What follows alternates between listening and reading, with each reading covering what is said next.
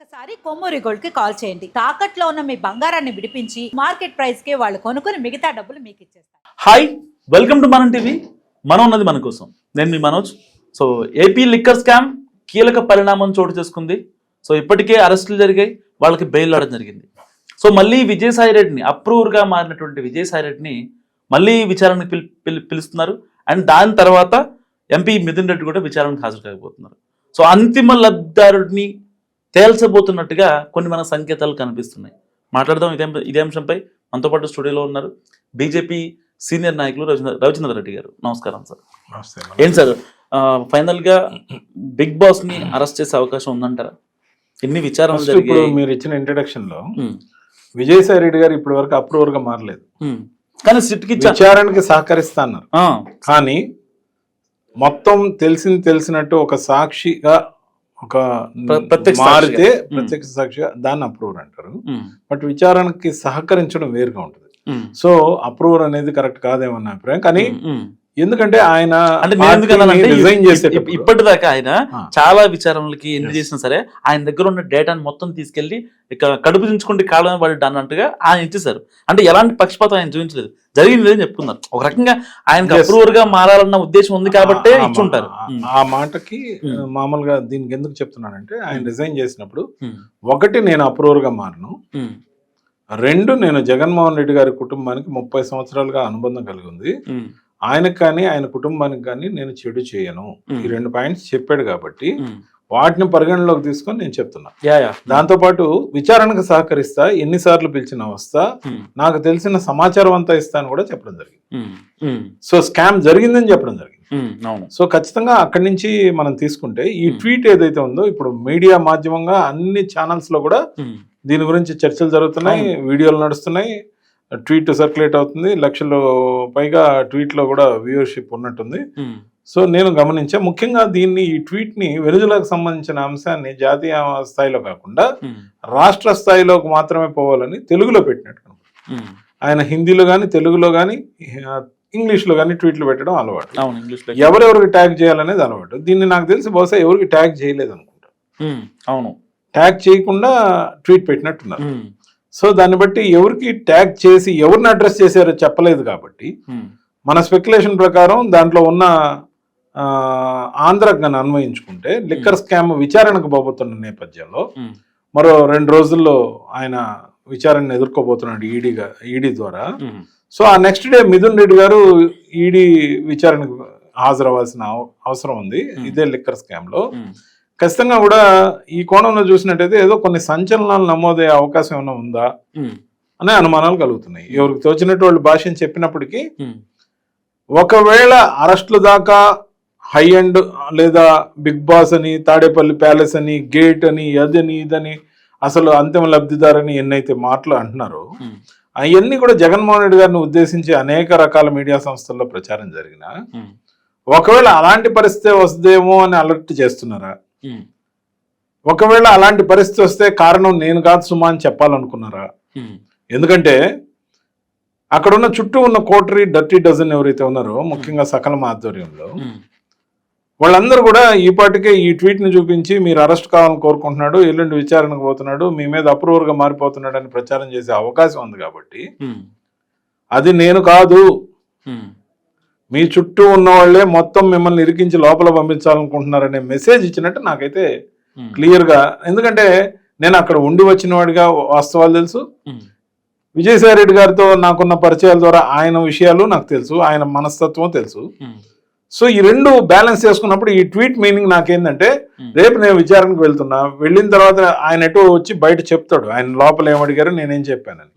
అది కాకుండా దానివల్ల ఏదన్నా అరెస్టుల దాకా వస్తే దానికి కారణం మాత్రం నేను కాదని క్లారిటీ ఇచ్చే ప్రయత్నం చేశాడని నాకు అనిపిస్తాం.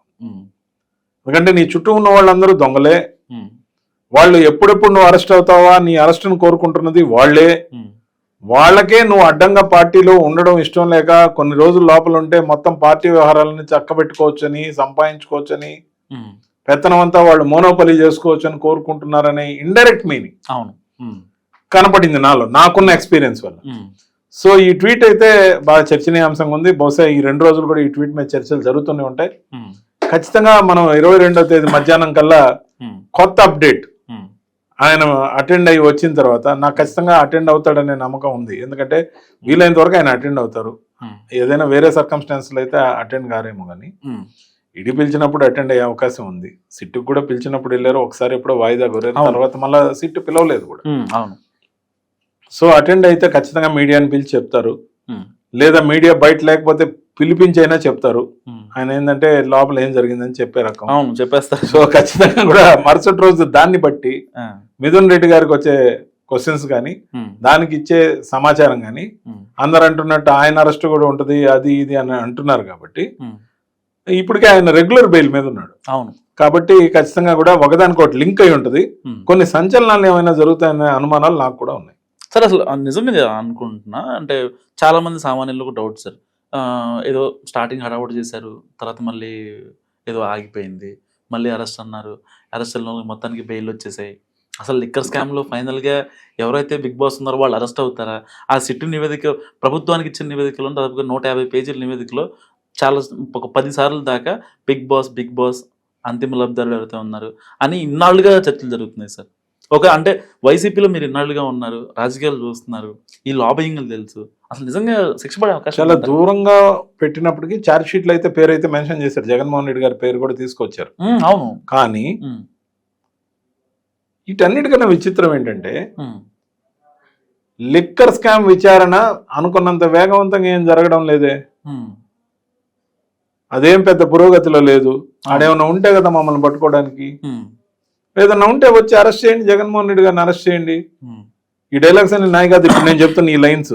అవును, సజ్జల రామకృష్ణారెడ్డి గారు మీడియా ముందు గవర్నమెంట్ ని గిచ్చి మరీ అడిగాడు, ఏం చేస్తున్నారు మీరు ఇంకా జగన్మోహన్ రెడ్డి గారిని అరెస్ట్ చేయకుండా? ఉంటే అరెస్ట్ చేయండి, 1-2 సంవత్సరాల లోపల ఉంటారు, వచ్చి పాదయాత్ర చేస్తాడు, మళ్ళీ మేమే గెలుస్తాం అంటే ఆయన అడ్డంగా కనపడుతున్నాడా అనే విధానంలో ఆ రోజు ఇంటర్నల్ గా పార్టీలో జరిగిన చర్చల్లో కూడా ఈ విషయం జరిగిందని కొంతమంది మిత్రులు చెప్పారు.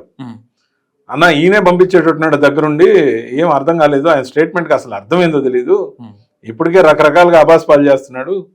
ఈ మధ్య కూడా మొన్న అమరావతి గురించి పనికిమాలిన స్క్రిప్ట్ ఇచ్చాడు, తర్వాత వచ్చి ఆయనేమో కరెక్ట్ గా మాట్లాడినట్టు కటింగ్ ఇస్తున్నాడు, నాయకుడి చేత ఏమో తప్పుగా మాట్లాడిచ్చే పనికిమాలిన స్క్రిప్ట్లు ఇస్తున్నారన్న, ఆయనేమో హుందాగా మాట్లాడుతూ ఆ స్క్రిప్ట్ చూడకుండానే ముందే పట్టుకొచ్చి బాగా నెరేషన్ ఇస్తున్నాడన్న. అసలు నాయకుడు ఎవరో మాకే తెలియడం లేదని వైఎస్ఆర్సీపీ శ్రేణులు కొంతమంది నా ముందు పాత మిత్రులు ఉంటారు కదా, వాళ్ళు ఆవేదన వ్యక్తం చేస్తున్నారు. ఎందుకు వచ్చిన బాధ, వచ్చేసేయండి అని బయట రండి, ఎందుకు భవిష్యత్తును పాడు చేసుకుంటారని కూడా నేను చెప్పడం జరిగింది. సో ఖచ్చితంగా కూడా బీజేపీ వైపు చూడమని కూడా నేను చెప్పాను. ఎందుకంటే అంత బాధ, అంత ఆవేదన, అసలు లోపల పార్టీలో ఏది సక్రమంగా జరగకుండా మోనోపలి కోసం సకలం ప్రయత్నం చేస్తుంటే మీరు ఏం చేస్తారా? మీరు రండి, మీరు ఎందుకు అనవసరంగా చెప్పాల్సిందే. అసలు చూడాలా వద్దా, కలవాలా వద్దా, ఫోటో ఇయ్యాలా వద్దా, స్క్రిప్ట్ ఏం చదవాలా, అంతా మొత్తం సకలమైనప్పుడు ఆడ పార్టీ ఎవరిది? అది వైఎస్ఆర్సీపీనా వైఎస్ఆర్ కేపీనా అని నేను ప్రశ్నించడం జరిగింది అనేక వేదికల మీద. మేము ఆ రోజు నేను పార్టీలో ఉన్నప్పుడు అది వైఎస్ఆర్సీపీ, నేను పార్టీ నుంచి బయట వచ్చేటప్పుడు చెప్పా ఇది వైఎస్ఆర్ కేపీ అని, ఇది సజ్జల పార్టీ అని. వైఎస్ఆర్ కేపీ అంటే ఏంది? వైఎస్ఆర్కే పార్టీ, రామకృష్ణారెడ్డి పార్టీ. సో ఎందుకు వచ్చిన బానిసత్వం? నాయకుడి మీద అభిమానంతో ఈయనకెందుకు ఊడిగం చేస్తారు? మీరు ఆలోచించుకొని జాగ్రత్తగా ఇంట్లో వాళ్ళకి సమస్యలు తెచ్చుకోకుండా వీధిలో పోతే పరువు ప్రతిష్టలు పెరిగేలాగా రండి, మిమ్మల్ని గౌరవంగా చూసుకుంటుంది బీజేపీ అని నేను చెప్పి. Thank you sir. సో ఇది రవిచంద్రారెడ్డి గారి అనాలిసిస్. మీరేమనుకుంటున్నారో మస్ట్ కామెంట్ చేయండి. చూస్తూనే ఉండండి మనం టీవీ.